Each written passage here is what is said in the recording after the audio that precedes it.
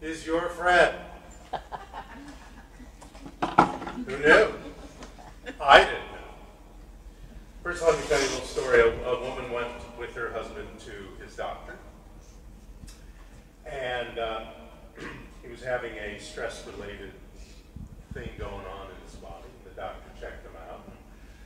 Afterwards, the doctor asked the wife to come back to his office, and he wanted to discuss something with her away from her husband. And he says, well, so your husband is suffering from this serious, severe stress disorder. And I have a diagnosis, and I have a prognosis, and I have a prescription here. So my thought is, unless you start this immediately to reduce his stress, he's not going to have much longer to live. And the doctor says, so ma'am, first, each morning I want you to make him a healthy breakfast, and then for lunch make him a nice, nutritious meal, and for dinner something really, really special, especially nice meal for him. And then second, I want you to be pleasant with him at all times. Don't burden him with chaos, with chores. Don't tell him about your problems. And this is going to stress him further if you just make the home kind of negative, and he has to worry about your problems as well. And most importantly, make love to him several times a week. So she nods her head. They leave. And so they're in the car. And they're driving along, and she's thinking about what the doctor said. The doctor said, if you do all these things, then he's going to recover from this severe stress disorder. And her husband turns to her and says, so what did the doctor have to say to you? And she pulls over, and she happens to be driving. She pulls over, and she turns to him, looks at him for a second, and she said, well, the doctor said you didn't have long to live.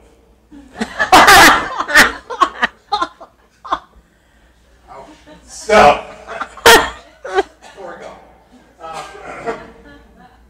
So I was watching some TED Talks last month, and I bumped into one from a psychologist named Kelly McGonigal, who's an American psychologist, and this happened to be one of those TED Talks in Edinburgh, so maybe because of her Scottish heritage, she was in Edinburgh doing a TEDx talk. But so she's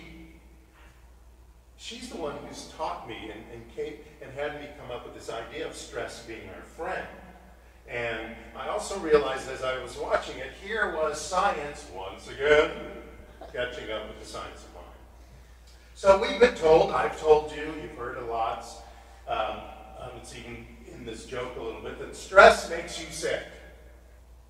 It makes you sick anywhere from the common cold to some severe cardiovascular disease. And we've probably heard the term, I've mentioned the term cortisol. Cortisol is what is released and makes your heart rate go up and your blood vessels, constrict. And when your blood vessels constrict, that's not good for your cardiovascular system. So in a prolonged state of cortisol being released throughout your body, but it starts in your brain, that is very unhealthy, usually. But what if you change your perspective on stress? Chose to think and feel differently about stress? Could your body react differently when you're in stress, even when that crazy cortisol stuff is streaming through your body? Now, of course, the answer is yes. Otherwise, why would I talk about it? And I want to tell you about, in the Health Psychology magazine in 2011, there was an article published that was about a study. It was an 8-year study, and it was done by a woman named Dr. Lauren Wisk, and her colleagues tracked 30,000 U.S. adults. And all these adults, how much stress have you experienced in the last year? People, wrote that down. And they said, okay, now tell us, do you believe that stress is harmful to you and to your health? And they all wrote their answers. And then they started tracking these people. And the way they started tracking these people is they watched for their names in public death records to discover who died and how quickly. And they realized that in these thousands of people they checked, and they ended up checking more than the 30,000, those who reported a lot of stress, plus believed that stress was unhealthy, out of those people, 43% of them died prematurely in the average age. So the conclusion was, and this was their conclusion, because I went and I read some of the study. I didn't just take it off, just the answer. I read through it a little bit. Their conclusion was when you change your mind about stress, you can change your body's response to stress. Then I found this quote by a gentleman named Hans Selye, who's an endocrinologist, and his specialty was researching stress. And he became a well-known expert in that field. And he says, it's not stress that kills us, it's our reaction to it.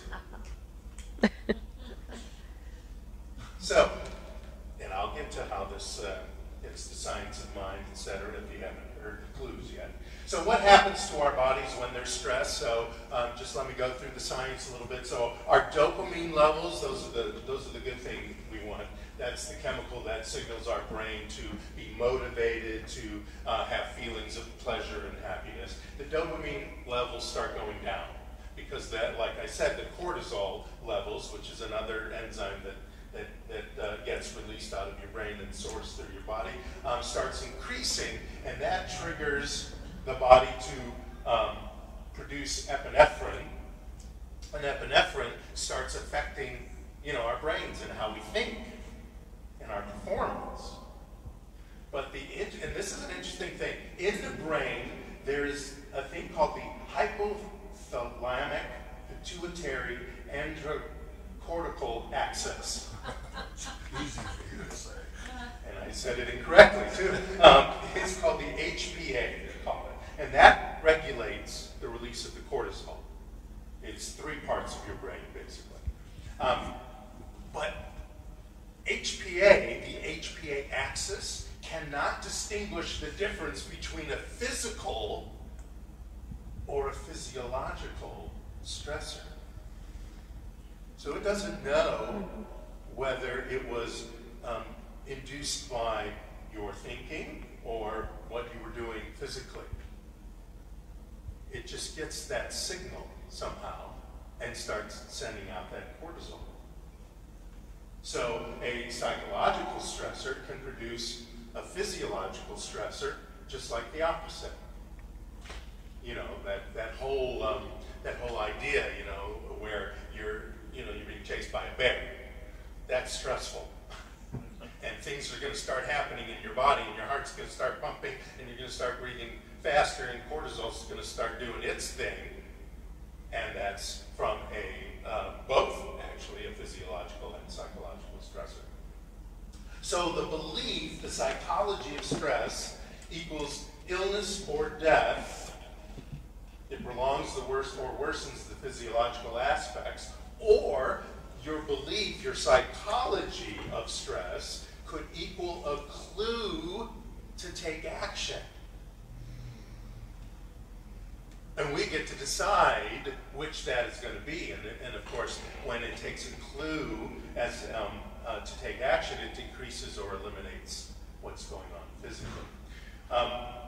There's a quote that says, "You are braver than you believe, and stronger than you seem, and smarter than you think." That's Christopher Robin said that. So your belief, as we're talking about this month, about stressors and stressful situations will bend the reality of the ravages of the release of cortisol and epinephrine by knowing that it's time for another hormonal release. And we do this by making that choice that that's what's going to happen. Whether it's taking a moment, taking a breath, and I'll talk about other ways for this to happen. But what happens is then when we make that choice, there's also another hormone that starts getting released, and that's called oxytocin. Not OxyContin. That's not a hormone. That's an addictive drug. Oxytocin, also called the cuddle hormone. Isn't that sweet? So I'll get back to that in a minute. There's this experiment, and I want you guys to, as you're sitting there, kind of imagine this happening to you. So this was a true test that people were doing to see what was going on in people's body. They were stressed out. This was called the social stress test. So imagine you're up here, and this place is full, and you're giving a 5-minute impromptu speech. Impromptu, you don't get it's not like TED where you have to memorize your 17 minutes or whatever, and you've been working on it for weeks. This is impromptu. I've called you up, and I almost did a volunteer, but I didn't do it this time. You can imagine. You're all good imaginers. So you're giving a 5-minute impromptu speech on your personal weaknesses. Just fine. So you had to come up here and say, it's like almost like going to one of the meetings. I'm so-and-so, and I'm going to tell you about all the junk in my life and how I'm a not so great person sometimes. And, you know. But now, you're not only imagine standing up here, but out here, the 80 or so people are evaluators of you. They're not just an audience, they are trained, expert evaluators of not only you as a speaker, but you as a person with, problems and conditions that you are exposing to these people you don't know. Keep imagining with me. Don't forget there are very bright lights that, especially if you're not used to being on stage, will make you feel blinded and you can't see much, and it's very disorienting. And there's a camera in your face. So not only these people are watching you, but those people. Kind of like this. So imagine that. Now, imagine you're standing there and you're all embarrassed, you're telling them all your problems and all your, that you're not smart enough or tall enough or whatever dumb things you believe about yourself. And all these people have been trained to give you discouraging nonverbal feedback like this. Imagine you're up here, you're talking, you're standing still, you have the mic, the camera's at you, the bright lights are on you, and you look out, you see people and they're doing this.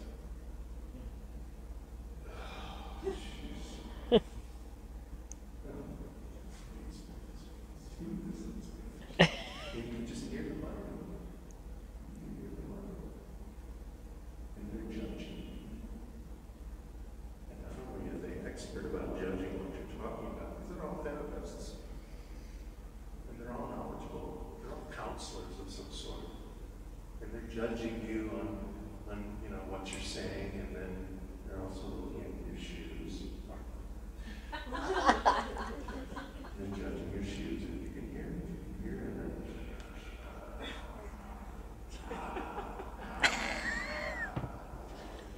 Fiddling and then seats, and it's all. So now that you're sufficiently demoralized by that imagination, I want you to all take a math test with me. So keep all this tension going. Now we're going to do a math test. We're going to do it all together, and it's going to be really fun, but not for you. Okay, I want you to all count backwards. Wait till I'm done with the instructions. I want you to all count backwards from 996. Okay, 996. You're going to count backwards from starting at 996. And you're going to do it out loud. And you're going to do it in increments of 7. Okay? So we're going to do it out loud. We're going to do it together, and we're going to start with 9, 9, 6, and then go back 7, back 7, back 7. Okay? So we'll start with 9, 9, 6, and then go. Okay, you ready? Here we go. Okay. 9, 9, 6. 9, 1. Do it with me. 9, 8, 9. 9, 8, 982. 982, 975. Good. Hold it. 4. Wow, that's a big number. Okay, stop. I heard Teresa say they wanted to push up. We're going to have to start over again. Okay, here we go. Feel stressed out a little bit? You get it? No. Calm as a cucumber. No, all day. All day! That's right. All day he's working with numbers in straight, fun ways. But you get the idea of that pressure. And those of you who have been or are performers or have had to make a speech in front of whether it's a small crowd or a big crowd of people at a board meeting or some meeting at work or give some sort of presentation, understands a little bit about the stressed out situation. Or you've had to go somewhere and ask for money for your organization or something where it's, the stakes are a little high, whether it's your job or something, and your heart starts pounding, and you notice you're breathing a little faster, and you're breaking out into a sweat. So normally that's just anxiety, right? And that's a sign that we're not coping with the pressure. But what if we view these as signs of being energized by the situation, that it's preparing you, this heartbeat that's kind of racing, is preparing you to meet the challenge, and that's what these participants in this second study I was telling you about, that was in the magazine, were told in a Harvard University study. Before the social stress test that I sort of put you guys through, they were taught that they were to think of this stress as helpful, not harmful. That the pounding heart was preparation for action, right? Any of you ever done any sports or anything? You're getting ready to go, and your heart starts racing, and then the clock starts, etc., and you go. And that's helped you, that's propelled you to move forward, because you made the choice, knowingly or unknowingly, that heartbeat, that breath racing a little bit is propelling you forward. Participants who learned to view stress response as helpful were less stressed out, less anxious, and more confident. The physical stress response still stayed the same, except that the blood vessels weren't constricted. Now they were open and free for the blood to flow. So there's no cardiovascular stress going on. And the heart pounding, that heart pounding is the same heart pounding when you're in joy, when you feel courage. The heart will start going to energize you and get you moving. Oxytocin is a stress hormone, and the pituitary glands pump this stuff out as part of the stress response when you give it the choice to do so. Remember, we can psychologically, we can through belief, we can through our thoughts and feelings understand that this stress response can move us forward, and thus stress is our friend. The biology of it is actually nudging us to make a decision. Do we want to stand frozen and allow our bodies to slowly become ill from this? Or do we want to use this to propel us and move us forward? Do we want to use it to prime us to do things? Now, the other interesting thing about oxytocin is that when it's released, we naturally want to be closer to people. We want to, we become more compassionate and caring. We want to be surrounded by those that we love. Oxytocin acts on your body As well, like I said, it protects your cardiovascular system because it opens your blood vessels versus constrict them. It's a natural anti-inflammatory, and it helps your heart cells to regenerate and heal from any stress-induced situation. So when you're with friends and you're having a great time, or when you're with a special loved one and you're having a great time in all the various ways that can happen, your heart may be beating fast, but all the blood vessels open, and you feel this sense of joy. You feel the sense of joy, and yet your heart's doing the same thing it would do because of the cortisol, because we have made a choice. Now, when we know we're in this fun situation because we're with friends and we're having a good time, it naturally does that. But we can, and they've proven this through science now, even though we knew it anyway, being in this philosophy or having heard stuff in this philosophy or similar philosophy, we know that we can affect our bodies with our thoughts and our beliefs. But now, they've been able to quantify it scientifically with not only tests and reviews. So here's some activities other than sex and childbirth where you naturally raise oxytocin levels.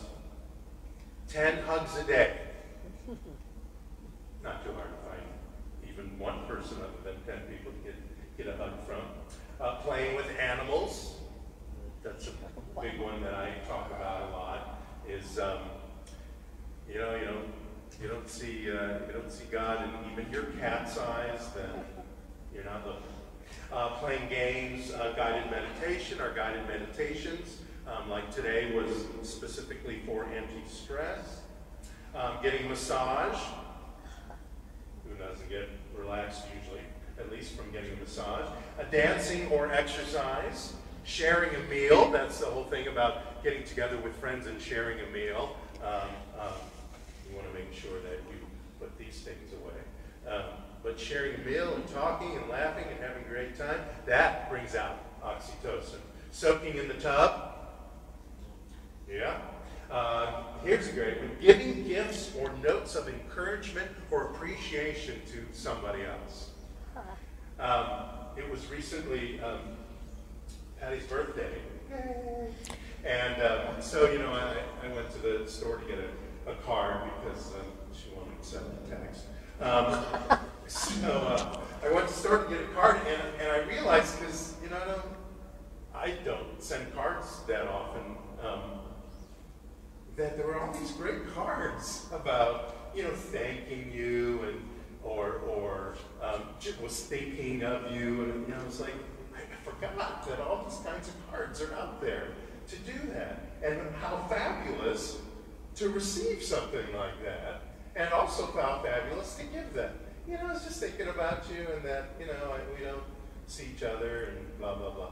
A lot of that, not all of it, obviously, but a lot of that has gotten lost, and I could be in that category too. Has gotten lost with the text and the voicemails and the emails. Another one is laughing, of course. Karaoke is a good way to release oxytocin, and a lot of times karaoke and laughing go together. Talking with positive people. So, chatting amongst ourselves, especially here, and people who are like-minded is also a way to release oxytocin. And just the mere small thing of holding hands and being surrounded by people that you love. Your choice is how to perceive the stress, is how you receive the stress. So you get to choose what you do with the stress. It doesn't mean you may not start with the constricted blood cells and the breathing fast not helping you, but you can change that. You can take that moment and breathe for a second and then realize, no, I'm oxytocin, do your thing. And allow that to change your idea and change the reactions to this stressor. Whatever it is, it could be as probably small as the imagination of what I set up here, or it could be something big. Winston Churchill talks about a story of an old man who on his deathbed said that he had a lot of trouble in his life, most of which had never happened. To me, stress, and because I've thought about it a lot, and because I thought about it a lot, not just because in the last few weeks after I saw this TED Talk, but this just came to me because I do this. When I'm under stress, not running away from a bear kind of stress, but when I'm under work kind of stress, I take it as a message from the universe.